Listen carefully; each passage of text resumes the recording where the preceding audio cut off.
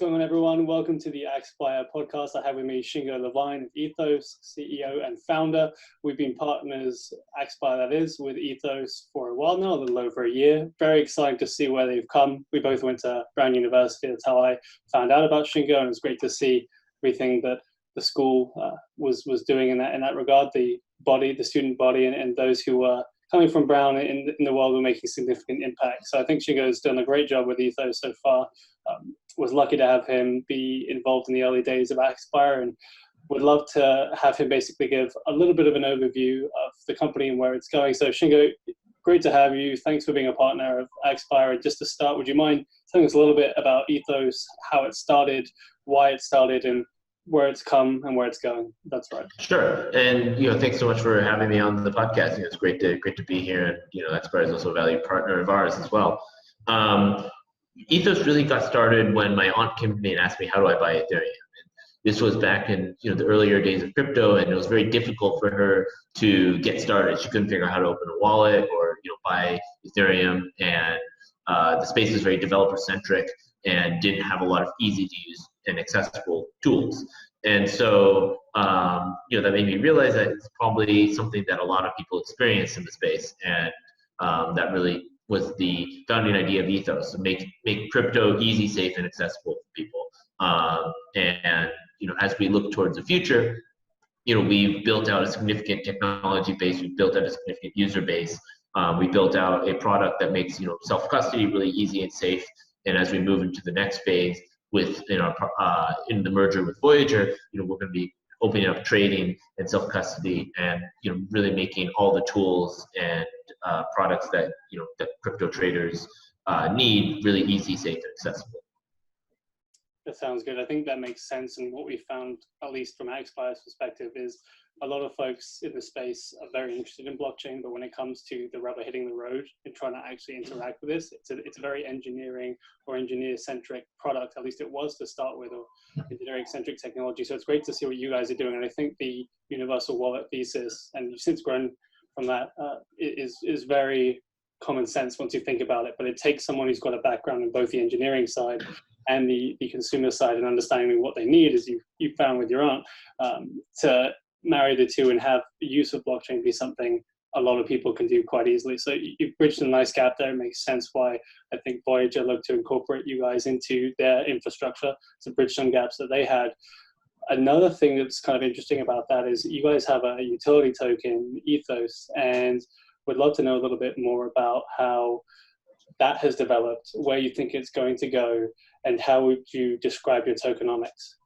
Sure. And I think having a token is a unique advantage for a lot of early stage companies, because it's a unique customer acquisition tool and marketing tool that companies can use to acquire customers early on. And also it's we have the functionality in the wallet today where people can earn different status levels, curate reviews and data, and we're going to be incorporating a lot of that utility and expanding upon it through the trading functionality and the Voyager integration, through discounted withdrawal fees, through cashback rewards on commission-free trades, which is really exciting, as well as sort of instant live trading from self-custody vault. So we have a lot of really great utility that's on our roadmap, as well as utility that's live today.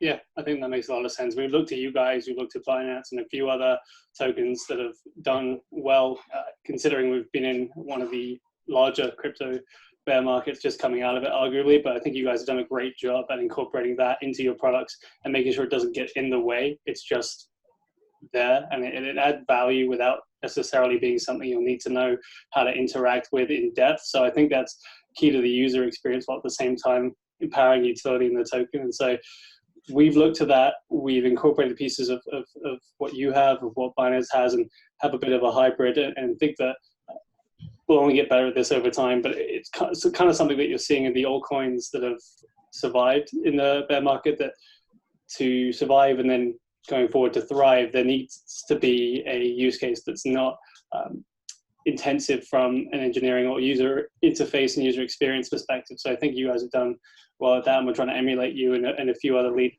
So I think a token is an advantage, but it requires careful and dedicated thought. So with that said, we've kind of had an overview of your company, of the token.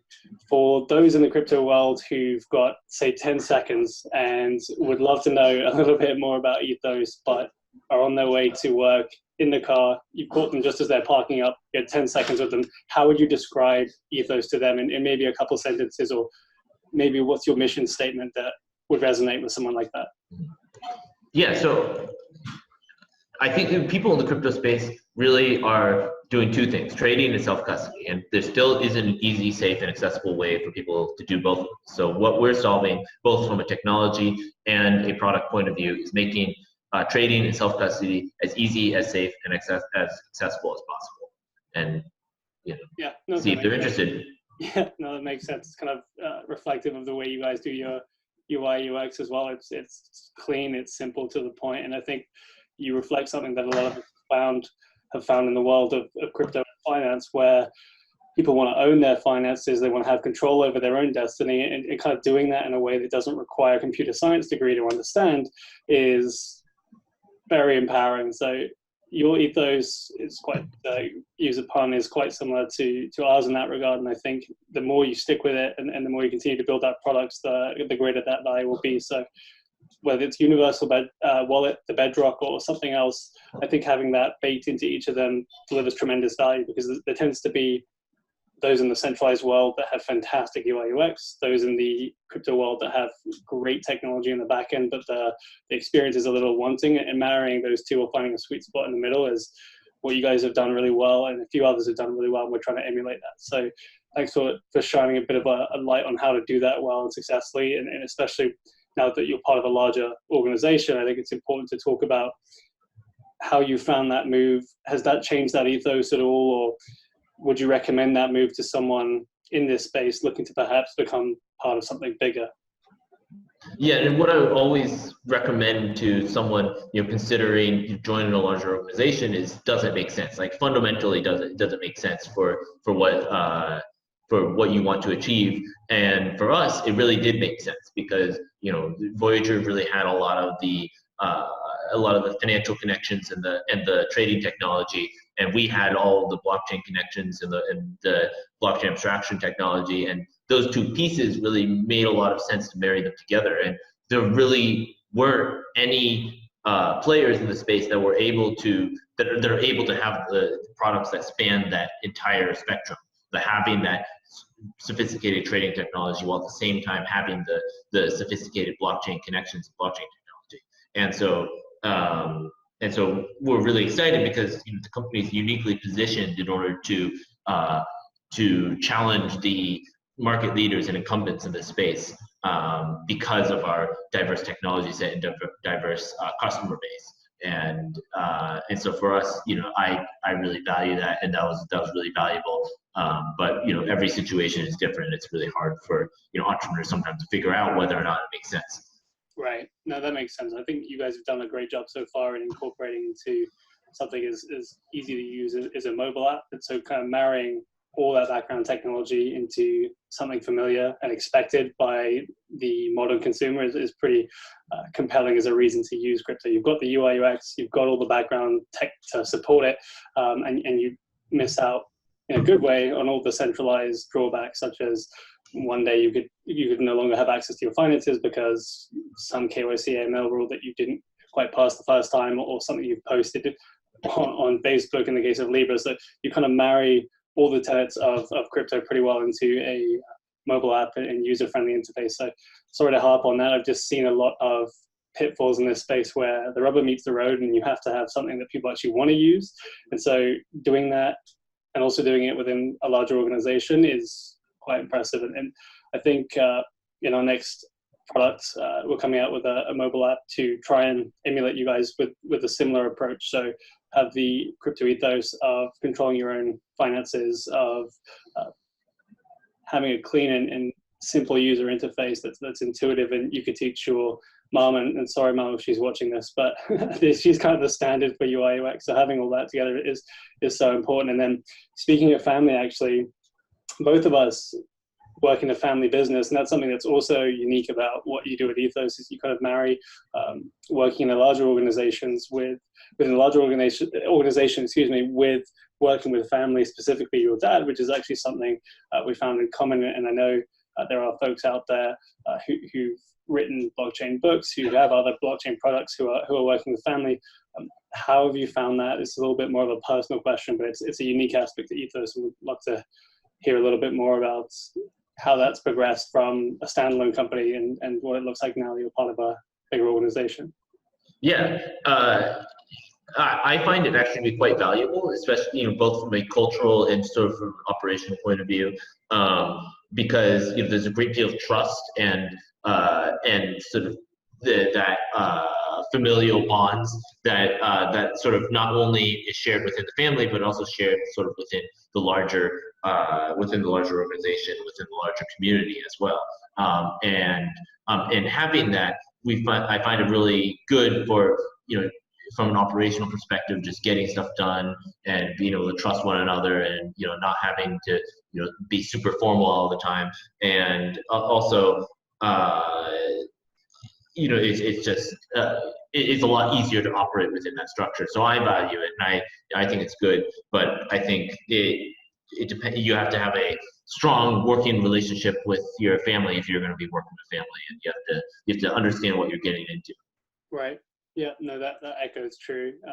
And not to go too much into that, lest we turn into Dr. Phil, but looking at what you've done on the tech side is also something I wanted to spend some time on. I know we've talked about it in the past, and I remember sitting in New York with you, and you were showing me how you were dealing with the problem of self-custody, like the deep layers of encryption knowledge and encryption problems that had to be solved, and cryptography that was involved with getting self-custody paired with an application and a real life use case. So I think you've done a great job with Bedrock, and that to me seems like a significant challenge. Would you call that the most significant challenge that you faced in the blockchain space, or what have you found to be perhaps the biggest hurdle that Ethos has overcome?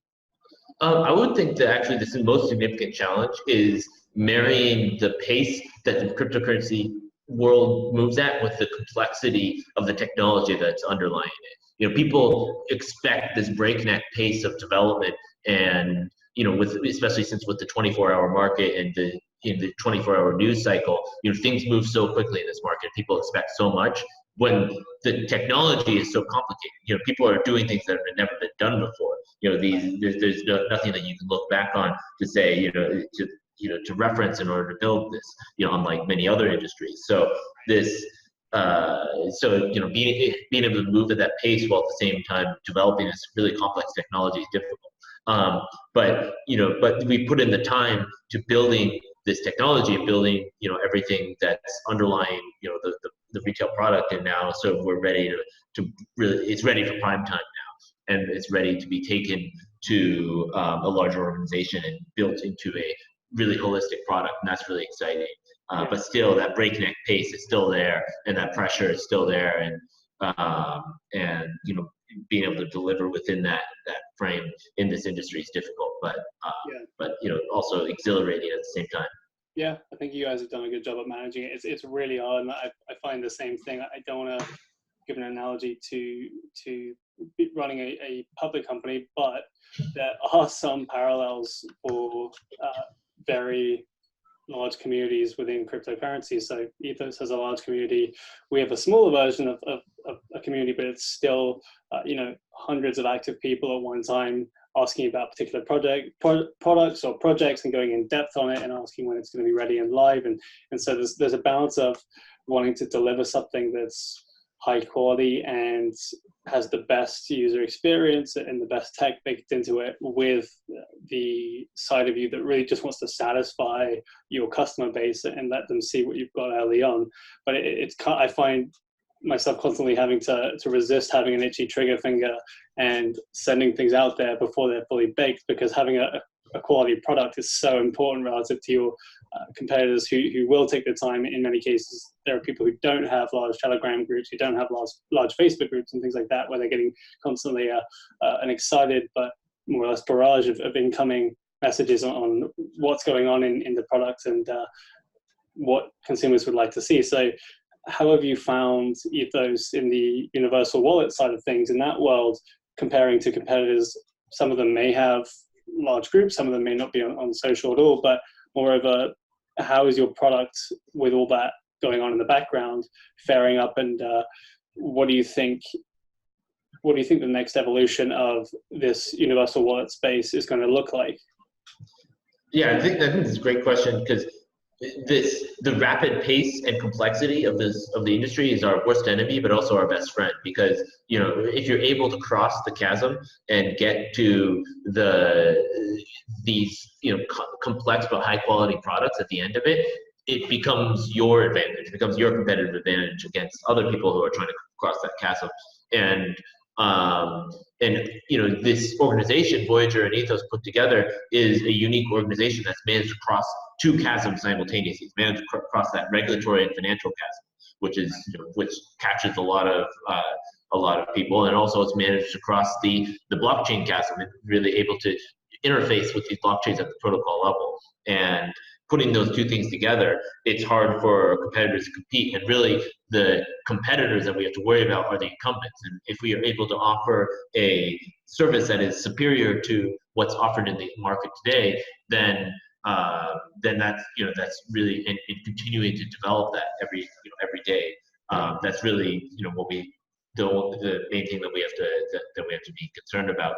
I think what's going to give us that competitive advantage is the fact that we are accessing the entire market, both from a protocol perspective, really focusing on being able to access these networks, but while at the same time accessing the total liquid market. Most exchanges, if you trade on only one exchange, you're getting a fraction of the liquid market, where no single venue is able to give you access to that entire market, and you could be losing a lot of money and opportunity costs or fees because of that, because of this sort of like this verticalized market where you're stuck in a single liquidity pool. So, and that's, I think those two things together, it really makes us unique. Right. No, I think you do that really well, and especially to your point there about being across different protocols and seeing different liquidity pools by obviously having a token that's got a number of exchanges, and having access to all of that is really compelling. And I think we've tried to get better at that in what we're doing with our products, in not necessarily taking a bet on one exchange, not taking a bet on one protocol. The infrastructure side of the way you guys think is something we've tried to take on in the past few months, I'd say like probably 6 months or so, and it's super valuable in that you're not actually trying to compete with the Libras of the world, trying to compete with the Ethereums of the world. You provide a completely different value proposition, and I think you guys have done a great job at that, and something we're hoping to do with Paybox, for example, and having a bunch of different cryptocurrencies on there, hopefully having a bunch of different liquidity sources, and that's probably one of the best ways that a smaller product or project, speaking as aXpire now, can actually compete with guys like Facebook and guys like Ethereum. Otherwise, trying to be the other token or the other coin, just another one, it's going to be very difficult. So learned a lot from the way you look at the world, and you guys approach things with an infrastructure focus and consumer infrastructure focus specifically. So I think that's compelling, and I think that'll probably bring what we're doing in crypto to the mainstream. And do you think we've reached that point where crypto is now officially mainstream? And if so, or rather if not, what do we have to do to get there? I think to some extent we are and we aren't. And like Bitcoin Mindshare definitely is hit mainstream. Like Bitcoin is something you could talk to someone on the street, they would know about it. But we have it in terms of technology adoption. Like a lot of the promises of blockchain technology are still in the early stages. It's still very much the 2002 internet. And also from an accessibility perspective too. Even though people universally know of Bitcoin, people don't universally know a way to get access to Bitcoin or a way to use Bitcoin, and that's still, I think, a big barrier that we're hoping to solve. Which we're hoping to solve, just this basic barrier of being able to give people easy, safe, and access to these basic basic things like Bitcoin. And so that's why I say we definitely have in the sense that Bitcoin is now featured on CNBC every day. Whenever there's a market downturn, they'll compare what's the performance of Bitcoin. But at the same time, it's not a asset that's looked on as a standard asset by asset managers globally or institutions.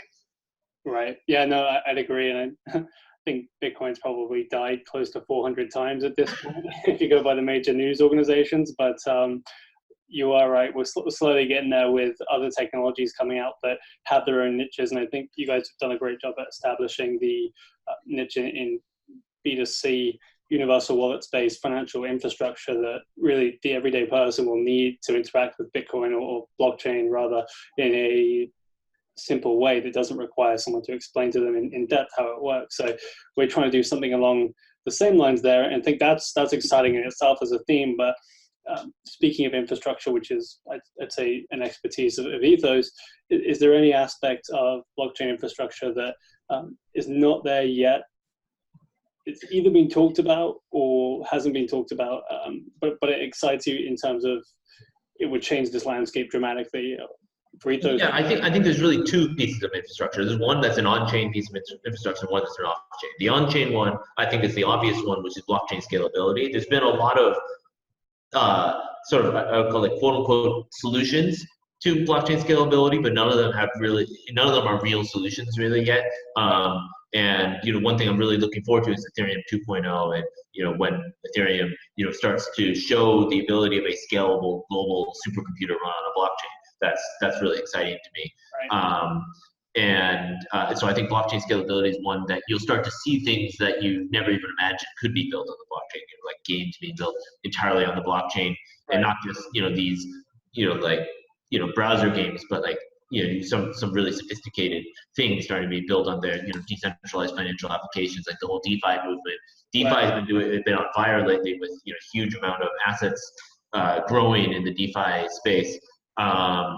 The decentralized finance space, and I think that's really exciting, just seeing these real world use cases really grow and be supported by additional infrastructure. The off-chain one is, I think, a little bit more subtle, which is accessibility for developers and institutions, and I'll sort of group institutions and companies into that bucket of people who need a easier interface. And that was the vision behind Bedrock. And right now Bedrock is being that easy interface for Voyager, where Voyager is able to greatly accelerate its cryptocurrency capabilities through this technology. But more broadly, being able to access these protocols in an easy way that makes sense to developers. It's sort of like the same way that cloud made servers and sort of like server computing really easy and accessible for developers, and made it exponentially easier for someone to launch an application. In order for us to see that exponential growth in applications on the blockchain, you need to have that easy interface, and I think that's the other big missing piece of this infrastructure. Yeah, that's a great point.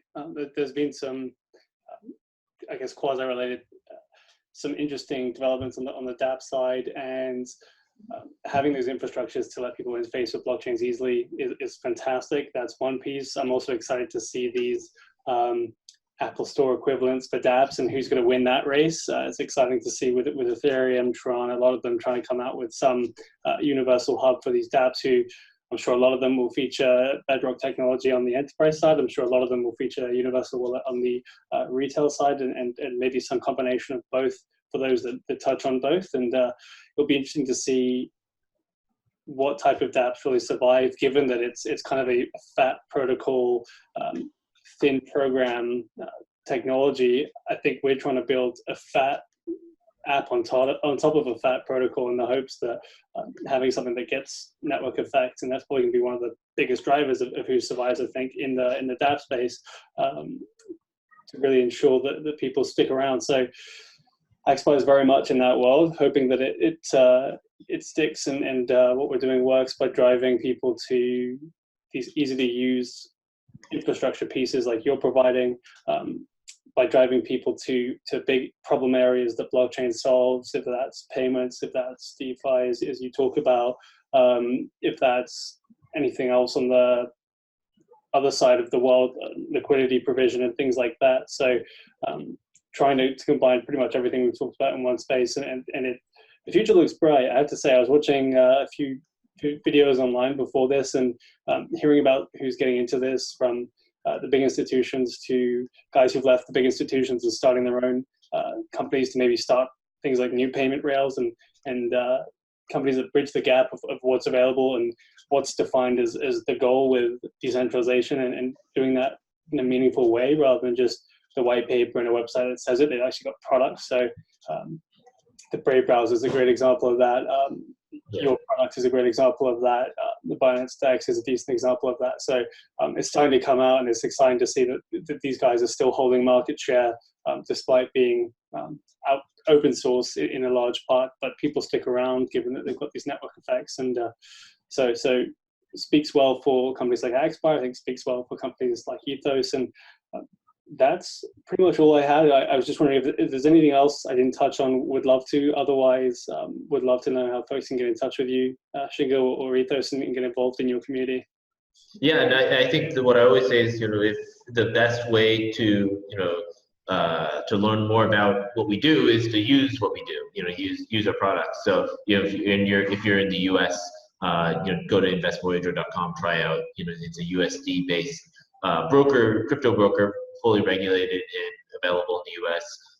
If you're international or in the US, download the Ethos Universal Wallet, try out self-custody. And if you want to get in touch with us more, join our Telegrams, Ethos_IO or Invest Voyager, and we're happy to engage with you on everywhere. Yeah, that sounds great. And thank you overall, Shingo, for both what you're doing in the blockchain space, what you've done with aXpire thus far, and here's to a bright future. Appreciate it. Yep. Thanks so much, Matt. And great to be here in this podcast.